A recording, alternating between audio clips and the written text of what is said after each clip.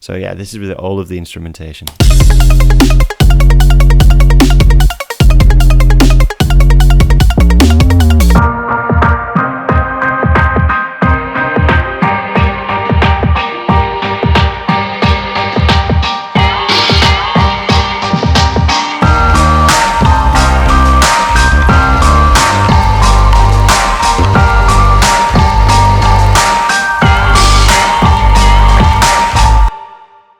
Hi guys, I'm SKETI, welcome to a new tutorial. This time around we're going to look at how to make your beats absolutely slam through the mix using different tools in ABLETON Live 10.1 such as compressors, EQs, all the kind of things that will help make your drums sit well together in the mix and hit hard against the other instruments as well.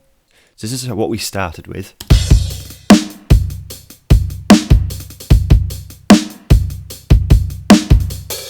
And then this is those same drums processed out with an extra kick drum in there just to add a little bit of a tail end. Might add a little bit more compression to the snare actually. So let's get started. Right, so what I've done here is I've prepared this because there's a lot, we're going to be going through a little bit more than usual today. I've already prepared an Arizona kit that I made earlier. With just a simple beat on it, 150 BPM, sort of half-time beat, sort of like a trap hip-hop dubstep kind of rhythm.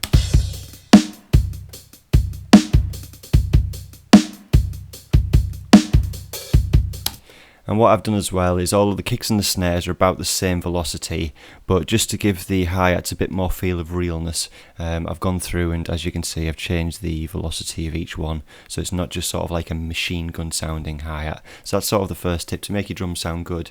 Change the velocities of drum hits and cymbal hits just to give it a little bit more realism, because a real player wouldn't play everything super loud unless it was done with triggers and things like death metal or speed metal or whatever.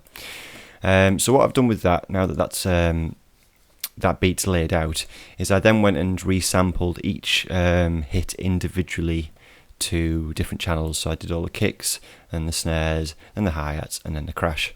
So that's come out sounding like this.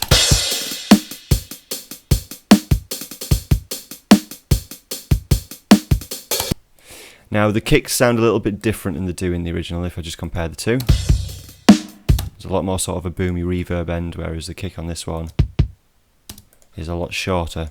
Because what I've done with this, and this is a cool technique to do, because I'm going to actually replace that sort of boomy reverb end with a different kick that I like the sound of more. If you use the Beats tool when you double click on the waveform and change it to transient, or sometimes it's already set like that, and then go to the transient loop mode and change it to this one, which basically means off, each segment plays to its end and then stops. This acts as sort of like its own envelope generator with a decay. So at 100 it would sound like this. If we just play that kick by itself.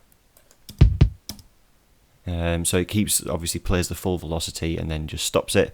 But the more you bring it down, if we keep listening through, as you can hear, it decays it a lot more. I'll just set that back to 39 as it was. Yep, it decays it a lot more, and this is quite useful if you want to just get rid of some of the end, or if you've got like a drum sample that's quite reverbed and you sort of want to tighten it up a bit more. And this is quite useful with things like hi-hats, snare drums, which if I look at the snare drum as well, I've done the same here. So transient, and it ends with the ends at each transient.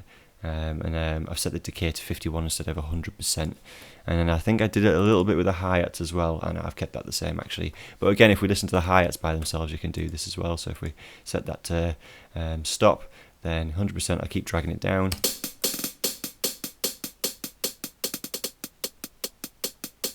As you can hear, that decay gets shorter and shorter until it makes the things that you're playing with very snappy. Now this is really useful for drums or things that have got like a high transient. You don't really want to do this with pads too much unless you're going for sort of some creative effect. But yeah, it's very useful with drums. Anyway, so the next step that we look at is, obviously I resampled the crash down as well. So what I've done here, just to sort of speed up the process instead of me dragging every single thing in, is I'm just going to go through each sort of individual instrument hit and how I've gone through and processed it with different effects. Again, just using Ableton Live's only effects, nothing extra. Obviously, I'm not saying you can't do that because there's things I use like the Sausage Fattener, which is a great tool, with Smack Attack, FF Pro Q2, some great third-party plugins that do similar job, but I like the sound of those sometimes, preferably more than Ableton Live stock stuff. So the first thing I added on the kick was, if we just solo this, was a frequency shifter, because this is the kick originally. But I felt like it needed a little bit more sort of bassier end. Now, you could either pitch shift this in this mode here, which can add some weird artifacts sometimes, or you can use frequency shifter, which sort of keeps the top end quite clear, but well, frequency shifts, and we'll listen to it now. So this was it originally, and then with the frequency shifter.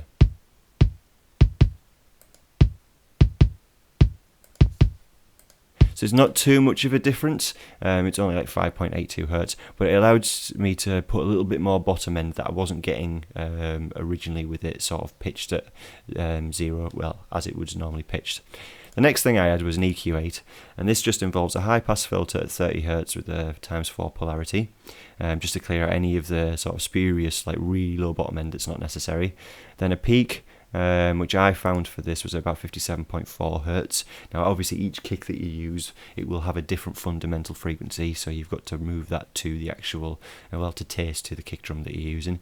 Then I did a little bit of a boost at 200 Hz, because something that I've discovered quite recently, especially for live sounding drums, like if you're doing breaks, jungle, A main breaks, all that kind of thing, it's really useful to sort of boost it around 200 Hz. Now that's usually the fundamental frequency for the snare, but 200 Hz at a kick drum just brings in a little bit more of that sort of rounder sound, gives it a little bit of a liver sounding nature to it. And obviously if we turn this on, I did a low pass filter in the top end and a little bit of a peak in the 8 to 10 kilohertz region as well. So if we turn that off, this is what it sounds like before.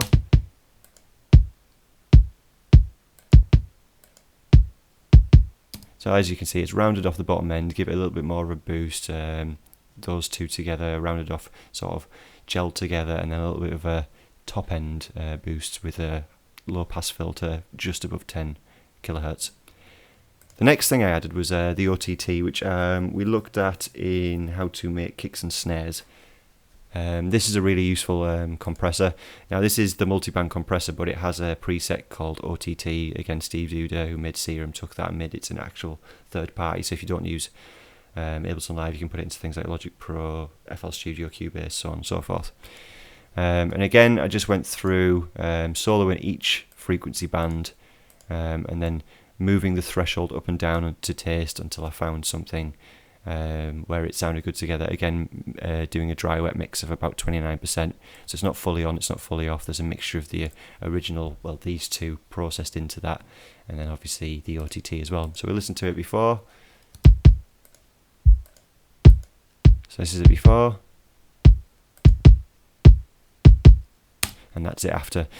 With the mids here, I actually boosted these quite a lot just to give it a sort of like a good smack, because I found that this kick, a lot of the content was in that sort of mid frequency range between 88.3 Hz and 2.5 kilohertz. Now just to clean it up a little bit more, I added another EQ8 afterwards, again with a low end boost. Now with drums, it's often recommended to do a dip at about 500 Hz, because a lot of your musical content from your other instruments, your bass lines, upper harmonics, lead lines, pads, pianos, vocals, so on and so forth, a lot of their content sits within 500 Hz. So you don't really want your drums filling up that space, so I just did a little bit of a dip there. Did another peak at about 4 kilohertz just to, again, round the top end off a little bit more, and then another low pass filter with the ×4 polarity just to get rid of any spurious top end that's not really needed, because again, this is a kick drum. It's the majority of the sound is in the low end and the lower mids, obviously with a bit of a snap at the top as well. So if we turn that off, this is what it sounded like before, and then with it on, as you can hear, it's really started to again bring that bottom end up again more. And then to finish off, a glue compressor. And this one is really just to get that transient hitting hard, so threshold of -20 decibels, and then really pushing the makeup gain to 14.1 decibels. Now again, this is entirely dependent on your kick, but this as a sort of starting order for how you could process it is quite cool. Again, each kick will require its own settings with the OTT, EQ8, glue compressor, frequency shifter. But again, a great way to sort of start and look at how to shape a kick drum. So again, this is it before. And then with. So as you can hear, it's really brought that transient up again and make that kick slam through. The next one, I added in a secondary kick, and this is the kick that I've added by itself. If I just turn off the processing on it, and this is a kick that I made for one of my sample packs on my Exit Sound label, it's from my Beats and Breaks pack called 24BB Kick. And this is just sort of a live kick that I'd sampled. Now this kick is there to replace the reverb tail of the other kick that I took away, and bring in some more of that 200 Hz content so it gels together nicely. And this is the processing signal chain that I used. Frequency shifter, well, if I just turn all of these off so we can hear them individually. So this is the kick by itself. This is the kick with the frequency shifter on, shifted down 6.35 Hz. Yep. An EQ8, just turn that back on. Taking out a lot of the bottom end, which actually I could probably do a little bit more. Boosting that 200 Hz region, bringing down, dipping at the 500 Hz, and then a bit of a roll off in the top end with a low pass filter.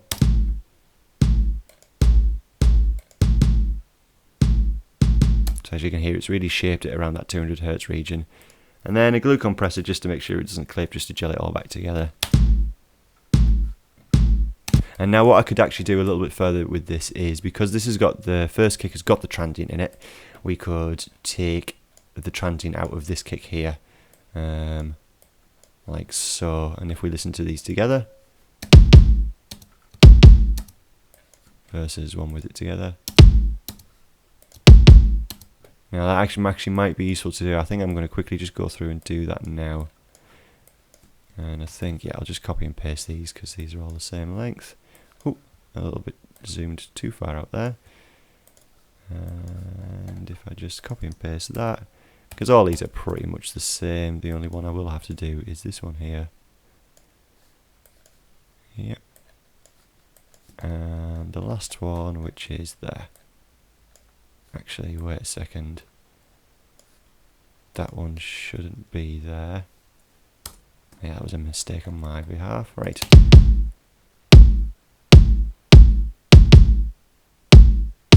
Yeah, it's let the transient of the first kick just come through a little bit better instead of confusing it with the transient of the other one. Because that's another thing, if you're layering drums together, you don't want too many transients on obviously your big hits like your kicks and your snares. Because weirdly, the transients start to cancel each other if they're not properly in phase, and yeah, it just causes issues. So choose one that you like the best transient of and go with it, and take the transients out of the other ones. So the next one is the snare. If we just listen to that by itself, so just a simple snare. Obviously, I took the decay down to about 51% of its original decay. Now the effects chain on this is quite similar to the kick, but obviously for the frequencies of the snare drum. So first thing I did is I pitched this up 60 Hz, because I didn't really like the, it's not that I didn't like the snare before, I just thought it would fit better if I pitched it up. This is a snare originally, and then this is pitched up.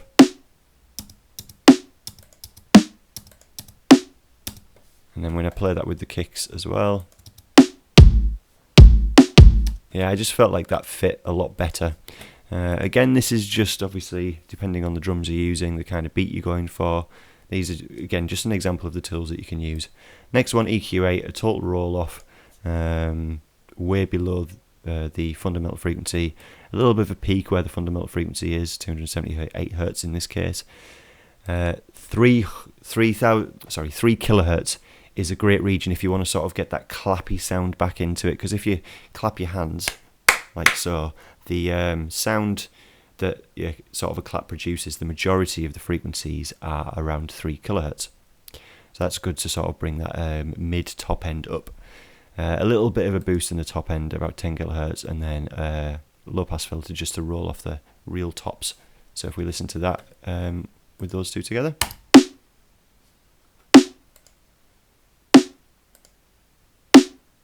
So nothing major there, just a little bit of a sort of top end boost. Again, it's OTT, and what I did is I went through, I soloed each band individually. I changed the range of the bottom, what's this called? Low mid crossover. Forgot my words there. I changed that to 350 Hz because originally it's set to around 80 Hz, but obviously with this, the fundamental frequency of the snare is around 278 Hz. So that bottom band wouldn't have been doing anything. And then I soloed the mids and messed around with that. As you can see, I've pushed the mids a lot more. The bluer it goes, the more it's being pushed. And then I did a bit more with the top end. 32% I left the dry wet mix up. So if we listen to this without and then with.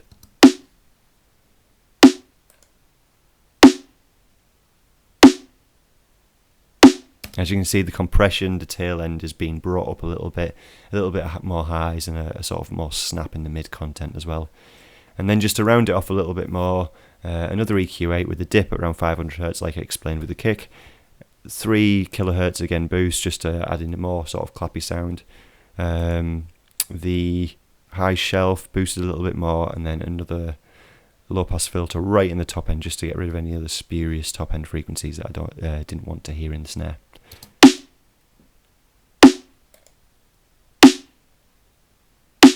Yeah, so it just gives it a little bit more brightness as well.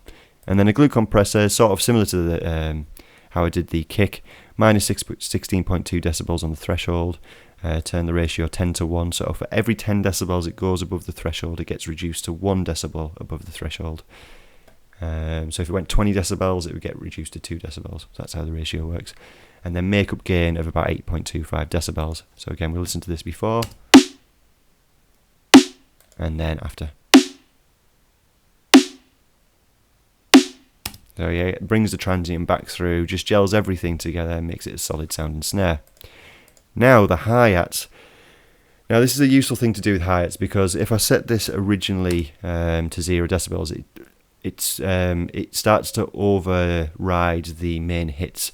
So what you tend to find is you want to reduce your hi-hats down a little bit, so they sort of sit a little bit further back in the mix, so they're not as loud, but you can still hear the presence there, and they just back up the beat. So all I did really to this is I applied an EQ8, a high pass filter at about 435 Hz, because I just didn't really want the bottom end content. Now if you're making more live sounding breaks, it could be useful to really add in that bottom end, if you were like say in a studio with the drummer or on stage with the drummer, for example.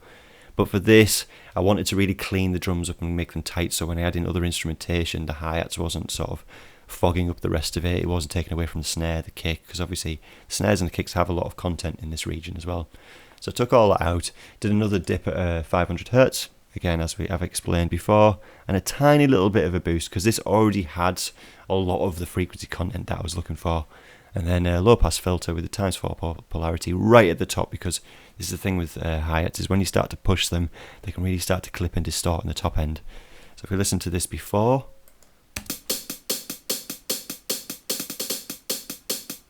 and then after.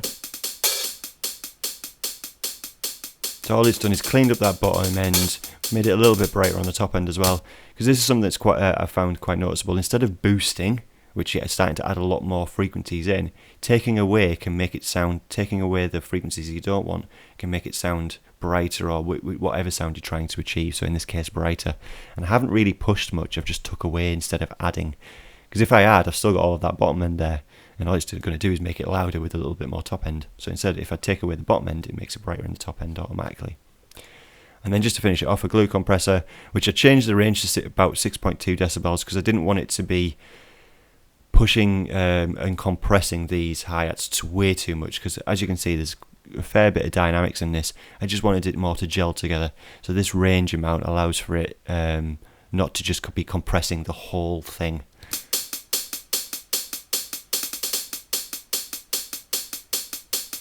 As you can see there, the more I pushed it, the less it was moving with the threshold.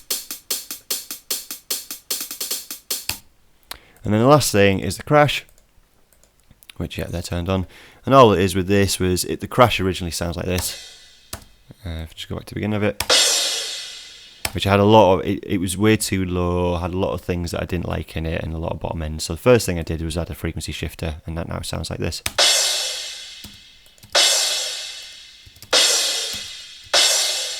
So it brings up that sort of low fundamental tones of it. The EQ rate, again, as I did with the hi-hats, rolled a lot of the bottom end off, for this case, 696 Hz. Wait a second, no, 758 Hz. Did a dip at 696 Hz as well. Sort of similar to the 500, but I think in this case I found there was actually a frequency that I just didn't like. So by doing that dip, I got rid of it. There was a lot of content in this region, because obviously with the snare and the hi-hats filling that region up, I took that out of the crash.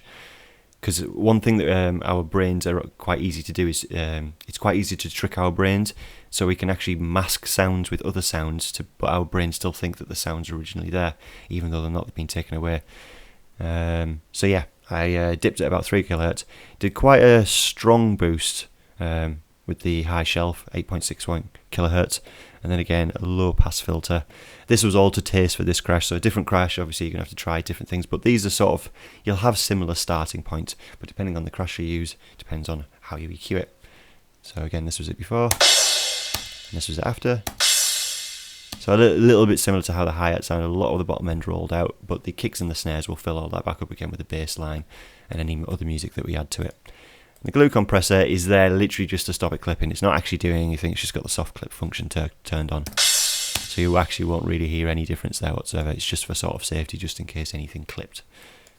Now, the next thing I'm going to do is, so the next thing I'm going to do is and this is a really useful thing to do, is group your kicks and your snares together, especially with a beat that's quite broken up like this. So that's kick plus snare.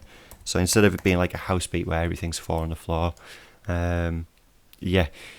put these into one group. So you can sort of just glue these together, make sure that your kick and the snare are hitting at the same level, loudness, and yeah, it just gels everything together. And if I just play the kicks and the snares by themselves, fantastic. And then with the cymbals, I'm going to do the same thing just by grouping them together. So that's Command and G or Control and G on Windows. Rename that to cymbals. And then again, a glue compressor.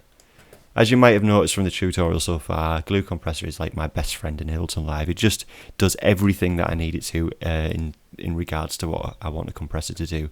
It's very strong. The soft clip function, there's a guy who does a tutorial about this on YouTube, I can't remember his name, but it's a little bit like saturation, but not too much. It's got some similarities. If you like analyze waveforms against each other from a glue compressor to using the saturator, you can see the similarities. But again, it's just a really useful compressor. It's very clean. You can drive it quite a lot before it starts to break up as well. So again, if we just listen to these together.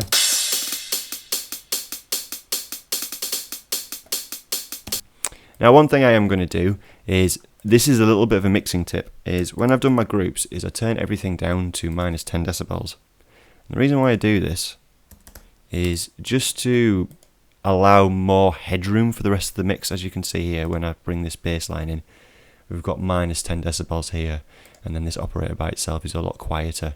So the loudest thing really in my mix is minus 10 when I start to group everything out, which means when I get to the master channel, I can start driving this a little bit more.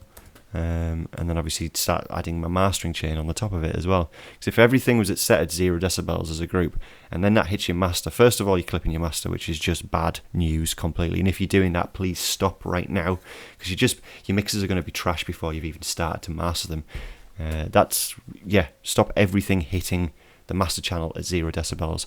Give the master channel some room to breathe with that headroom, and then you can start adding effects and compressors and stuff back on top to obviously lift the level back up again. Now, I'm just going to listen to these two together to see how these drums sounded. I'll go back to the Arizona kit. So actually, yeah, I'll do that first. So this is what we started with.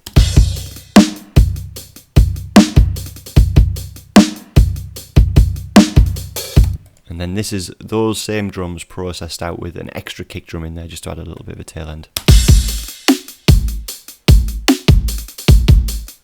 Might add a little bit more compression to the snare actually. So it's quite a marked difference. It's the same drums though. All it is a bit of post-processing that I've added to it. So again, the Arizona drums again, originally, and then what I've processed them to.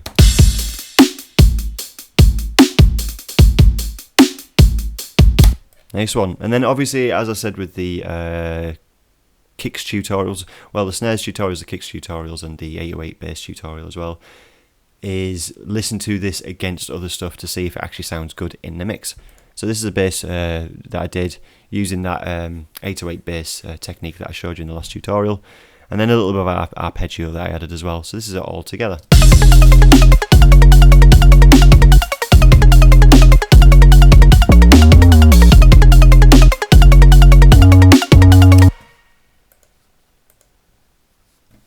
I don't think you will have heard that, but something that my computer does is, on a Mac I use Soundflower so I can screen record, but it sometimes glitches out. So I'm just going to play that back again. So yeah, this is with all of the instrumentation.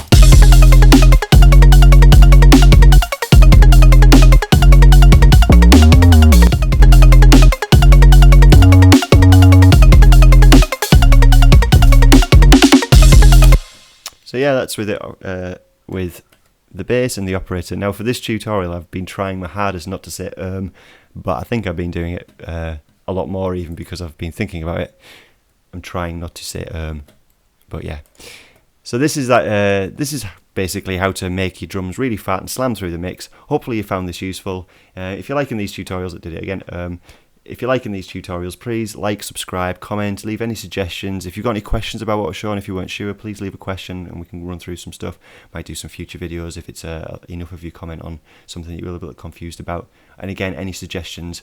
If you're liking what I'm doing and you'd like to support as well, I've left a PayPal link as well if you want to donate any money towards me being able to do this so I can show more tutorials as well. But yeah, thanks again for watching, guys, and I'll see you next time. Bye. Hi guys, SKETI here. Do you want to learn how to... Or how about, or maybe even,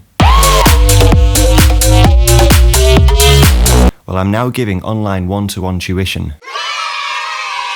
The lessons will be entirely centered around what you want to learn. We can cover such things as making drums, bass, sound design, sidechaining, mixing, composition, music theory, mastering, and much, much more. Maybe you just want to brush up on your production skills using Ableton Live or Logic, or whatever it is you want to learn. Get in touch on Facebook, Instagram, Twitter, and YouTube to find out more information. Bonus round. Every new student will get a free sample pack of their choice from my Exit Sounds sample label. So if this sounds good to you, and you want your tunes to sound less like,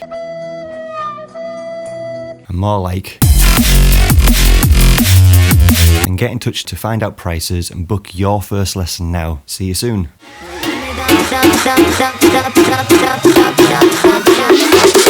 Everybody jump up, come on! Come on! Everybody jump up!